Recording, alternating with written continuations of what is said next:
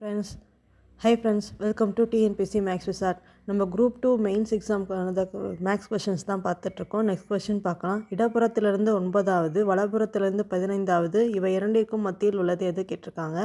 இந்த மாதிரி சில சிம்பிள்ஸு வேர்ட்ஸ்லாம் கொடுத்துருக்காங்க. இதில் இடப்புறத்திலிருந்து 9வது, வலப்புறத்திலேருந்து 15வதுலேருந்து நம்ம மத்தியில் உள்ளது எதுன்னு கேட்டிருக்காங்க. நம்ம எப்படி கண்டுபிடிக்கலாம்னா, ஃபஸ்ட்டு இடப்புறத்திலிருந்து 9வதுனா இதில் 7 வருது.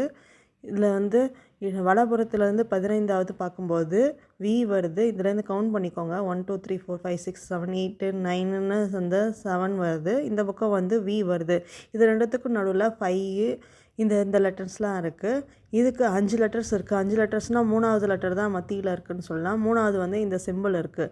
இந்த சிம்பிள் தான் இதோட ஆன்சர். அதாவது ஆப்ஷன் பி தான் இதோட ஆன்சர். இதெல்லாம் பேங்க் எக்ஸாம்லாம் நிறைய டைம் கேட்டிருப்பாங்க. பேங்க் எக்ஸாம் எழுதுனவங்களுக்குலாம் இதெல்லாம் ஈஸியாக இருக்கும். தேங்க்ஸ் ஃபார் வாட்சிங் அவர் வீடியோ. இந்த மாதிரி நிறையா கொஷின் எடுத்து சால்வ் பண்ணி பாருங்கள். சால்வ் பண்ணால் தான் நமக்கு ஈஸியாக இருக்கும். ஷேர் பண்ணுங்கள், சப்போர்ட் பண்ணுங்கள், சப்ஸ்கிரைப் பண்ணுங்கள்.